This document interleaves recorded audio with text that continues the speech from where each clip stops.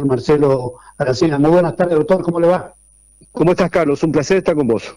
Bueno, me parece que me gustaría tener tu punto de vista respecto de lo que ha sido, por un lado, la movilización de la universidad, de las universidades nacionales, pero básicamente el contenido central siempre se ha pensado en que era una exigencia de los alumnos, de los sectores que tienen que ver con la universidad, pero en él se cuela también algo que tiene que ver con los manejos y la necesidad de transparentar no solamente para la calidad educativa, sino para saber el control administrativo que tiene que ver con el funcionamiento de las universidades, ¿no?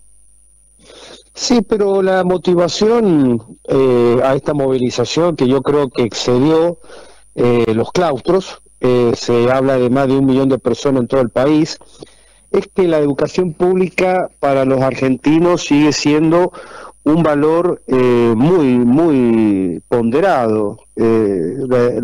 Incluso las universidades, más allá de sus crisis internas que las tienen y que tienen que ser obviamente discutidas y debe mejorarse todo, incluido el tema de las auditorías. En realidad, por encima de todo eso, lo que creo que hay un fuerte consenso en la sociedad argentina, más allá de los partidos, de los sindicatos, de las mismas autoridades de la universidad, y es que para el argentino la educación pública es un valor que, si bien está en crisis y que todos lo admitimos, está ahí y sigue siendo ese instrumento que pensó Domingo Faustino Sarmiento en el siglo XIX, tanto para el ascenso social de las personas y también para la construcción de ciudadanía de las sociedades y como el motor de la producción en el país. Por lo tanto, creo que hubo un tremendo error del gobierno nacional de creer que la educación pública en general y las universidades en particular podían ser tratadas como trata él a las castas. No es lo mismo la educación pública que el Senado. Espero que el gobierno nacional haya tomado nota de lo que pasó el martes 23 y no ahogue financieramente a la universidad pública y a las escuelas públicas en general, que lo está haciendo, y lo estamos viendo en San Juan, cómo se han ido cortando diversos ítems y cómo se avanza en un desfinanciamiento que se pone como excusa el ajuste necesario para poner fin a la inflación, pero que en el fondo expresa también una ideología donde el Partido Libertario prefiere la educación privada a la educación pública. Así que bueno, veremos qué es lo que sucede con este tema y si el gobierno nacional entiende que si bien el ajuste hay que hacerlo, también hay que hacerlo con equidad. Claro. La ley base, doctor, elimina la moratoria. Ahora diputados agregaron esquema alternativo en el dictamen en comisión, porque el nuevo proyecto que se tratará en la Cámara de Diputados el próximo lunes contempla la derogación de la moratoria previsional y se crea la figura de prestación de retiro proporcional para aquellas personas que cumplieron 65 años y que no completaron los 30 de aporte necesario. ¿Tenés alguna observación? Bueno, a ver, así como las universidades tienen grandes problemas en cuanto a su funcionamiento, transparencia, una cosa no quita la otra. Todo lo que signifique mejorar la calidad de la universidad pública, bienvenido sea, la accesibilidad y que permita que todos los sectores sociales puedan estudiar, y arrancando por mejorar la educación primaria y secundaria, que está bastante destrozada. En materia previsional, obviamente, también es un capítulo que merece un debate y una discusión propia, para poder sanear las cajas de jubilación y que nuestros jubilados y pensionados cobren jubilaciones y pensiones dignas. Y eso también significa vincular el tema previsional con la cuestión de la creación de más y mejores trabajos, porque el sistema es insostenible, atento de que hay más jubilados y pensionados que trabajadores activos. Ahora, dicho eso, así como el sistema previsional amerita un estudio y profunda reforma, forma tampoco puede ensañarse el ajuste sobre los sectores más débiles de la sociedad, que son precisamente los jubilados y los pensionados, quienes no pueden marchar o hacer las movilizaciones como han hecho los estudiantes. Sin embargo, no hace falta ser un cráneo como para entender que si hay alguien que está poniendo el cuerpo en este ajuste sin haberse ofrecido son los jubilados y los pensionados. La licuación a sus haberes han sido impresionante. Yo creo que ya no debe haber jubilados o deben haber muy pocos jubilados que no estén por debajo de la línea de pobreza, muchísimos de ellos por debajo de la línea de indigencia.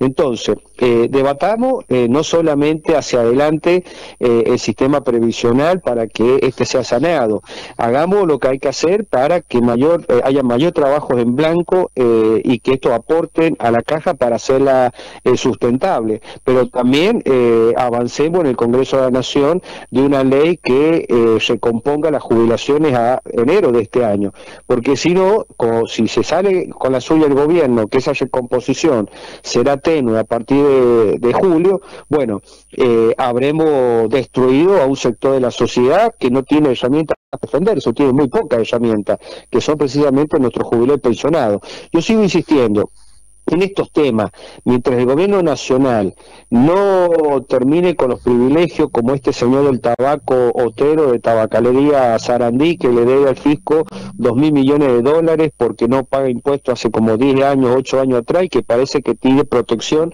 de todos los partidos políticos, incluido el actual oficialismo, y que con este personaje actúan como casta, o los empresarios prebendarios de Tierra del Fuego que representan el 1,5% del déficit fiscal a partir de exenciones impositivas y protección arancelaria, sigan con estos beneficios a costilla del erario público de los jubilados y pensionados. Bueno, yo voy a defender que primero se proteja a los más débiles hasta que llegue el largo brazo del Estado a estos sectores prebendarios. Yo he mencionado dos, tienen que haber muchos más que la deben levantar en pala a costilla del pueblo argentino, y esto no lo podemos permitir. Claro. Marcelo, ¿y cómo estás viendo la economía? ¿Cómo estás viendo esta etapa? Porque no parece fácil, por un lado, darse cuenta de la cantidad de la tremenda pobreza que hay en la Argentina, y fundamentalmente con esa pobreza acompañada por indigencia, y creo que este es un escenario casi único, ¿no? Bueno, el nuevo presidente ya reconoce que esa pobreza está en el 60%, a pesar que el último dato del INDEC habla del 48%. Yo estoy más de acuerdo con el presidente que con el INDEC, que es muy probable que ya a esta altura del partido las 2/3 partes de la sociedad argentina es pobre y mucha de ella es indigente.